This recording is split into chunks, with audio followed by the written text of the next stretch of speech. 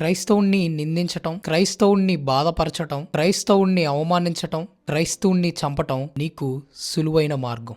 ఎంత అవమానించినా ఎందుకు క్రైస్తవుడు తిరిగి మాట్లాడడు అంటే నువ్వు బాగుండాలనే, నీ కుటుంబం బాగుండాలనే. ఎందుకంటే క్రైస్తవుడికి తెలుసు నిన్ను నన్ను సృష్టించిన సృష్టికర్త ఒక్కడే అని. నిన్ను నన్ను సృష్టించిన సృష్టికర్త ఒక్కడే అయినప్పుడు నువ్వు సహోదరివి అవుతావు. అన్యాయపు తీర్పులు తీర్చి నోటి దగ్గర అన్నాన్ని తీసేసినా కానీ ఎందుకు తిరగబడము అంటే నిన్ను గాయపరుచుకుంటే నా సొంత సహోదరిని గాయపరుచుకున్నట్లే. తండ్రి ఇగో పరిశుద్ధ గ్రంథం రాసుంచాడు సమస్తం. నీ సహోదరులకి చెప్పు, నేను వారి కొరకు కల్వరి శిలువలో ప్రాణాన్ని ఇచ్చాను, వారి కొరకు రక్తాన్ని కార్చాను, వారు పాపాల నిమిత్తమై బలులు అర్పించాల్సిన అవసరంలా నన్ను నమ్మితే చాలు వారి పాపాలకి క్షమాపణ దొరుకుతుంది అని రాసి ఉంచాడు. ఎవరైతే నన్ను నమ్మి ఎందు విశ్వాసం ఉంచుతారో వారందరి కోసం నేను మరలా వస్తాను, మరలా వాళ్ళందరినీ తీసుకెళ్తాను అని చెప్పి రాసి ఉంచాడు. క్రైస్తవుడిగా అవమానాలు పొందినా సరే నువ్వు బాగుండాలి, ఏ నాటికైనా నువ్వు క్రీస్తుని తెలుసుకోవాలి అని, నువ్వు నీ కుటుంబము ఆ నరకంలో పడిపోకుండా ఉండాలి అని క్రైస్తవుడు పోరాడతాడు,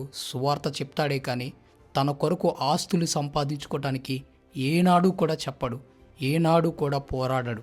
అయ్యా, ప్రభు అయిన యేసుక్రీస్తుని నమ్ముకోండి, మీ కుటుంబం బాగుపడుతుంది, మీరు మీ కుటుంబం ఎప్పుడు కూడా చల్లగా బ్రతుకుతారు, సంతోషంగా బ్రతుకుతారనే కదా చెప్తాడు. దానికోసం ఆ క్రైస్తవుడిని చంపుతున్నావే, అవమానిస్తున్నావే, నిందిస్తున్నావే, తనది నీ వంటి ప్రాణం తంది కాదా? ఈరోజు నువ్వు ప్లేటి నిండా అన్నం పెట్టుకుని తింటావు, ఒక్క మెతుకైనా క్రైస్తవుడు సంపాదించింది ఉండదా? క్రైస్తవుడి యొక్క పాత్ర కూడా ఉంది. ఈరోజు నీ కొట్టు అభివృద్ధి పొందుకుంటుంది, క్రైస్తవుడు కొనకుండానే నీ కొట్టు అభివృద్ధిలోకి వస్తుందా?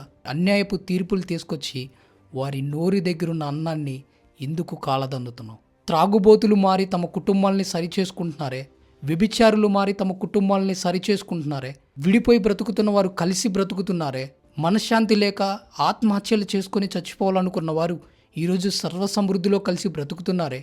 క్రీస్తుని నమ్ముకోవటం వల్ల ఏ అన్యాయము జరిగింది? విద్య వైద్య రంగాలలో క్రైస్తవుడి యొక్క పాత్ర లేకుండానే ఉందా?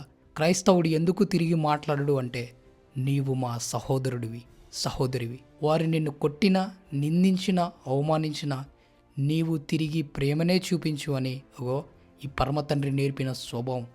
ఇంతకీ ఆ సృష్టికర్త ఎవరో కాదు, ప్రభువు అయిన యేసుక్రీస్తు. ప్రియమైన సహోదరుడా, ఒక్కసారి ఆలోచించు, క్రైస్తవుణ్ణి హింసించే ముందు.